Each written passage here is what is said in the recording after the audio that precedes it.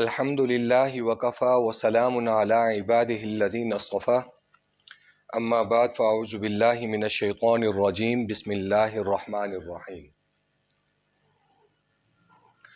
الذین اذا ذکر اللہ وجلت قلوبهم والصابرین علی ما اصابهم والمقیم الصلاة ومما رزقناهم ينفقون صدق اللہ العظیم۔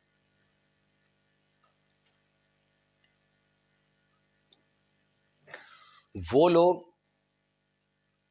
جو اللہ کا ذکر کرتے ہیں، وجلت قلوبہم، ان کے دل کانپ جاتے ہیں، اللہ کے خوف سے ان کے دل موم ہو جاتے ہیں، ان کے دل کانپ جاتے ہیں، ان پر اللہ کا رعب طاری ہو جاتا ہے۔ ہم لوگ مسلمان ہیں، بے برتھ مسلمان ہیں۔ بے برتھ مسلمان سے کیسے؟ ہمارے باپ دادا مسلمان، ہم مسلمان کے گھر میں پیدا ہو گئے، کلمہ ہمیں وراثت میں مل گیا، اس کلمے کے حصول کے لیے ہمیں اسٹرگل نہیں کرنی پڑی، تو ہم وہ جو کلمے کی جو کیفیات ہیں، جو کلمے کی حصول کے لیے جو قربانی ہے، جو آزمائش ہے، اس کا ہمیں اندازہ نہیں ہے۔ اس کو دنیاوی طور پہ اگر میں آپ کو مثال دوں، وہ اس طرح ہے کہ ایک چیز جو آپ خود خریدتی ہیں، ایک چیز آپ خود پرچیز کرتے ہیں اور اپنی کمائی سے کرتے ہیں، وہ آپ کے لیے زیادہ ویلیویبل ہوتی ہے۔ آن دا ادر ہینڈ، اگر وہی چیز آپ کو گفٹ میں مل جائے تو وہ چیز آپ کے لیے کم ویلیویبل ہے، کیونکہ اس پہ آپ کی محنت نہیں ہوئی، اس پہ آپ کا سٹرگل نہیں ہوا، آپ کی جستجو نہیں ہے۔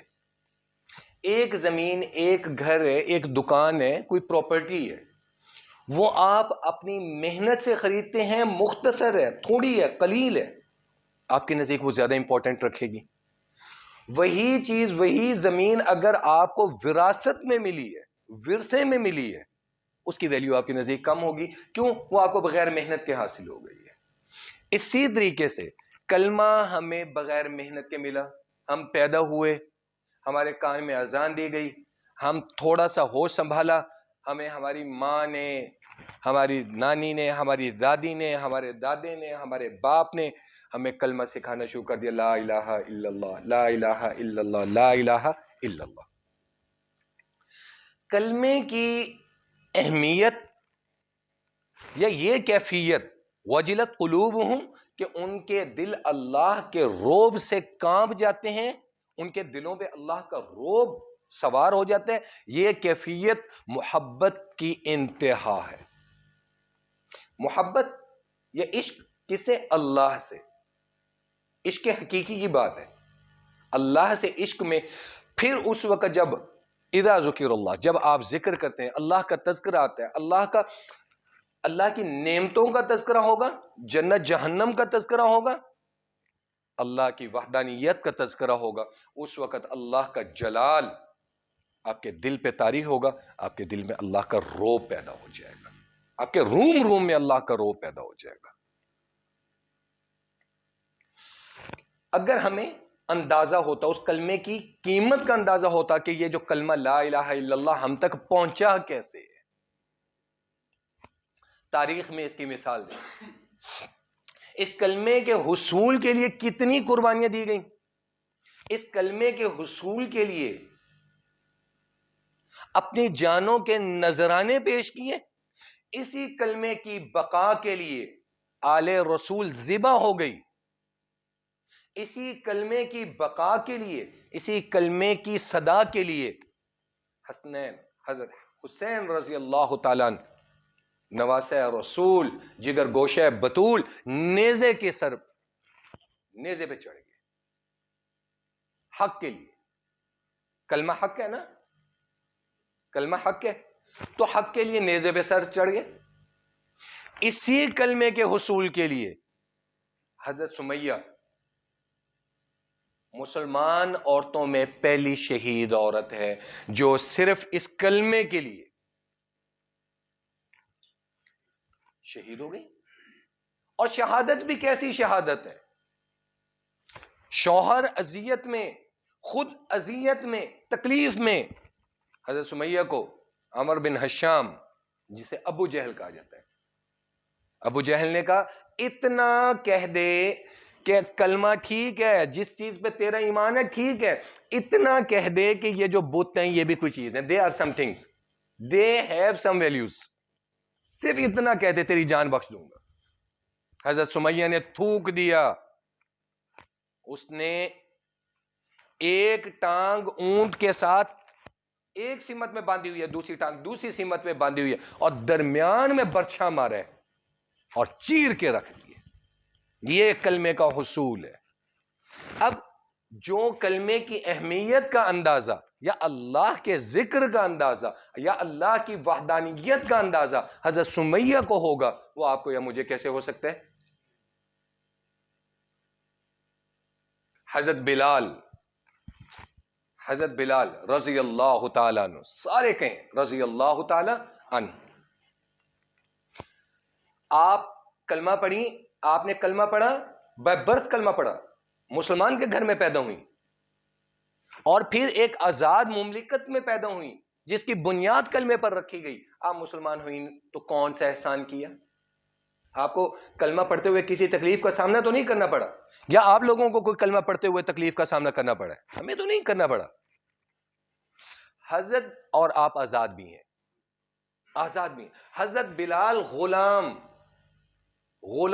غلام ماتحت ہوتا ہے اپنے آقا کے، اس کی ذاتی وشز یا ذاتی ویلیوز نہیں ہوا کرتی، ذاتی آزادی نہیں ہوا کرتی، قول و فعل کی آزادی نہیں ہوا کرتی۔ جو آقا کی طرف سے بتایا گیا ہوتا ہے اس نے اس کو امپلیمنٹ کرنا ہے، اسی کو فالو کرنا ہے۔ امیہ بن خلف ان کے سردار تھے، یہ ان کے غلام تھے۔ سیدنا ابو بکر صدیق اور رسول اللہ صلی اللہ تعالی علیہ وسلم جب مشرکین مکہ آپ کے قتل کے در پہ تھے، آپ ان سے چھپتے بھی رہے تھے، تو بھوک لگی، کہا یا رسول اللہ فدا کبھی و امی و روحی، یا رسول اللہ میرے ماں باپ آپ پر قربان ہو جائیں، میری روح آپ پر قربان ہو جائے۔ کہا ابو بکر بھوک لگی ہے اور پیاس لگی ہے۔ ارد گرد دیکھا کچھ بکریاں چر رہی ہیں، گئے اور جا کر پوچھا چرواہے سے کہ ان میں سے کوئی دودھ دینے والی ہے؟ انہوں نے کہا ساری کوئی بھی نہیں دودھ دینے والی۔ انہوں نے کہا یہ نہیں پڑی؟ انہوں نے کہا یہ دودھ دے گی، یہ تو بیچاری خود لاغر ہے جو خود اپنی چار ٹانگوں پہ کھڑی نہیں ہو سکتی، یہ دودھ کیسے دے گی؟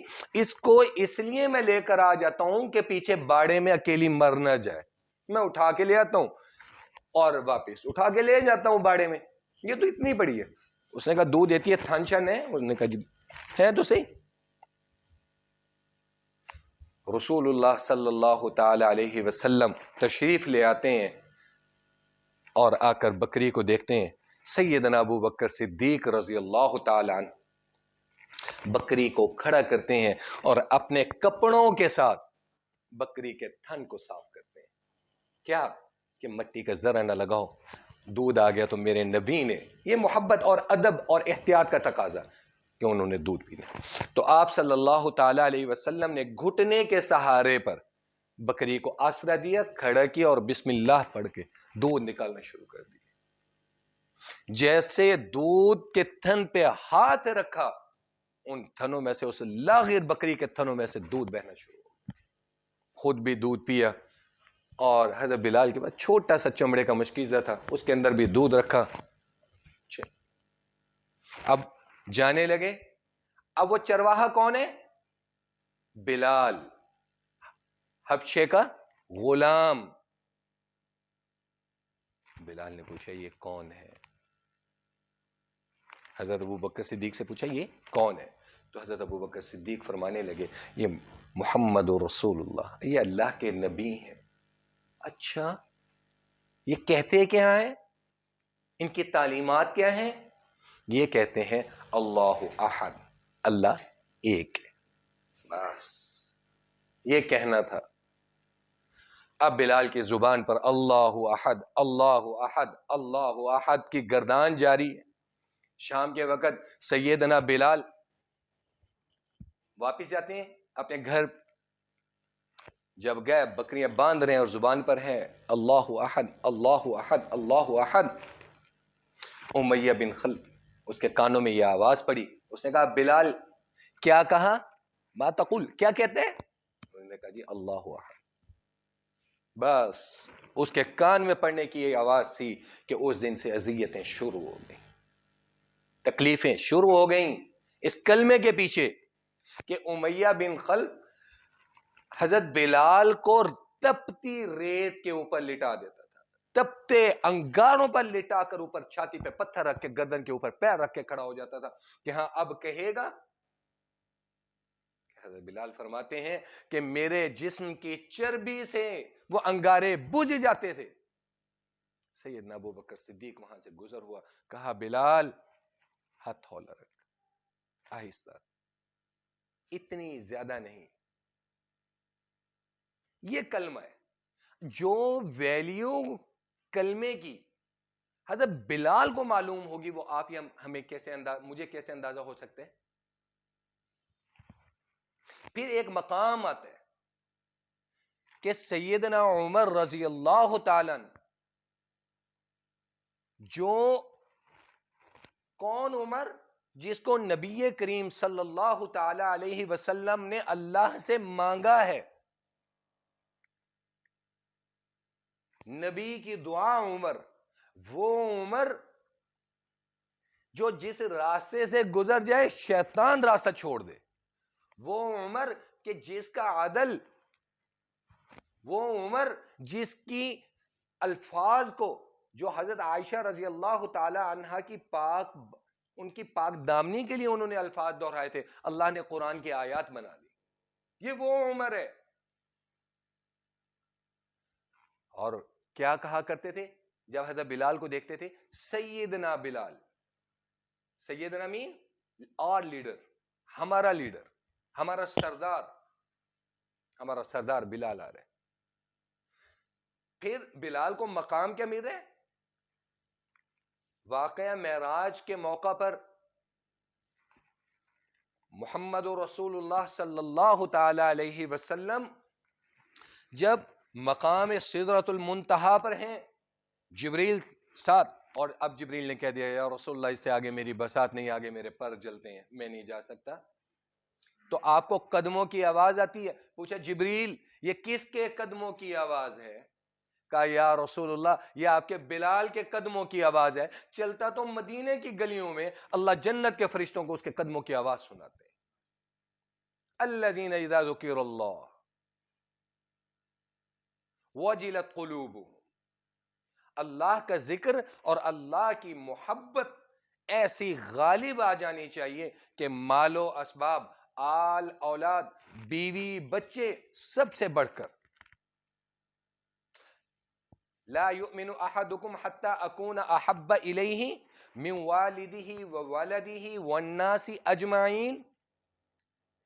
یہ تو رسول کی محبت بتائی جا رہی ہے کہ اتنی محبت ہونی چاہیے کہ ماں باپ، آل اولاد، دنیا کی ہر قیمتی چیز سے بڑھ کر محبت میرے رسول کی ہونی چاہیے. تو اللہ کی محبت کا درجہ کتنا بلند ہوگا. پھر جب وہ محبت اور وہ کیفیت آتی ہیں تو اس وقت وجلت قلوبہم، پھر آپ کے دلوں پر اللہ کا خوف، اللہ کی محبت، اللہ کا رعب طاری ہو جائے گا. آگے والصابرین علی ما اصابہم، جو مصیبت، جو تکلیف آپ پر آتی ہے، والصابرین، صبر صبر صبر صبر، علی ما اصابہم، ہر اس تکلیف پر جو ہمارے گزشتہ لیکچرز میں بھی ایک ہی چیز آ رہی تھی، ما اصاب من مصیبت الا باذن اللہ. مصیبت کس کی طرف سے؟ اللہ کی طرف سے. ٹھیک ہے، مصیبت کس کی طرف سے؟ الا باذن اللہ، اللہ کی طرف سے. اب یہاں پر کیا کہا جا رہا ہے؟ والصابرین علی ما اصابہم، جو مصیبت آ گئی، جو آزمائش آ گئی، جو تکلیف آ گئی، علی ما اصابہم، اللہ میں راضی ہوں، اللہ میں راضی ہوں. اگر تیری رضا اس چیز میں ہے، اللہ میں کون ہوتا ہوں کہنے والا؟ اللہ تیری محبت بے مثال، اللہ تیرا عشق بے مثال، اللہ میں خطا کار، میری محبت مجازی، میری محبت میں طمع، میری محبت میں لالچ، لیکن اللہ تیری محبت بے لوث ہے. اللہ کی محبت بے لوث ہے. ماں کی محبت بے لوث ہے، باپ کی محبت بے لوث ہوتی ہے، لیکن اللہ ماں باپ کی محبت میں پھر بھی کہیں نہ کہیں کوئی طمع موجود ہوگا. اور مصیبتیں اور آزمائش اللہ کے گناہگاروں پر نہیں آتی، اللہ کے پیاروں پر. زکریا علیہ السلام، وہ زکریا قرآن میں یا زکریا یا زکریا، آج آپ کو آپ کے کالج کا ڈین، یونیورسٹی کا ڈین، ایچ او ڈی آپ کو آپ کے نام سے بلائے، آپ بڑی حیران ہوتی ہیں کہ یار I am so happy because of that کہ ایچ او ڈی مجھے میرے نام سے جانتے ہیں. یونیورسٹی کا وائس چانسلر آپ کو آپ کے نام سے بلائے، آپ کے علاقے کا ایم این اے، ایم پی اے، آپ کا منسٹر کوئی آپ کو آپ کے نام سے بلا لے، آپ پھولے نہیں سماتے کہ یار اس نے مجھے اتنی عزت دی، مجھے میرے نام سے بلایا. اللہ نے کہا یا زکریا یا زکریا، نام سے بلایا. زکریا علیہ السلام کو آرے سے چیر دیا گیا. ٹھیک ہے. ایوب علیہ السلام کو اپنوں نے، ہر کسی نے چھوڑ دیا، مال و زر تباہ ہو گیا، جس میں کیڑے پڑ گئے اللہ کے نبی. اور آج ہمارے ہاں، ہمارے معاشرے میں ذرا سی کسی پہ آزمائش ہو، بیماری ہو، تو ہمارا جملہ کیا ہوتا ہے؟ یہ دینی ہے دیر ہے. آیا پڑا نا اللہ کی پکڑ میں. کہتے ہیں کہ نہیں کہتے؟ کہتے ہیں نا کہ کسی کے ساتھ کی ہوگی نا، آ رہے ہیں آزمائش دے رہا ہے، پکڑ میں آیا پڑا ہے. آن دا ادر ہینڈ ایکچوئل کیا ہے نہیں جانتے کہ کیا ہے. لیکن حضرت ایوب خود نبی، پورے جسم میں کیڑے پڑ گئے، آل اولاد، بیوی بچے، عروج سے زوال آ گیا، زبان پر اف نہیں آئی. ابراہیم علیہ السلام، ابراہیم خلیل اللہ، نارے نمرود میں کدوا دیا، اللہ کے عشق میں اف نہیں کی، کود گئے. اسماعیل ذبیح اللہ، چھری کے نیچے، بڑھاپے کی اولاد چھری کے نیچے پڑی ہے، اف نہیں کی. آج آپ اپنے دلوں پہ ہاتھ رکھ کر کہیں اولاد والے، آپ اپنی اولاد کو، اور وہ بھی بیٹا، آپ ڈالیں گے چھری کے نیچے؟ لٹائیں گے چھری کے نیچے؟ یعقوب علیہ السلام کو 40 سال اپنے بیٹے سے دوری اور فراق میں آنکھیں بینائی چلی گئی. یوسف علیہ السلام کو زندان زاویرہ جیسی قید میں اللہ نے رکھا. 32 سال 36 سال کی روایات میں جدائی، 12 سال کی قید. پھر اللہ نوازتا کیسے ہے؟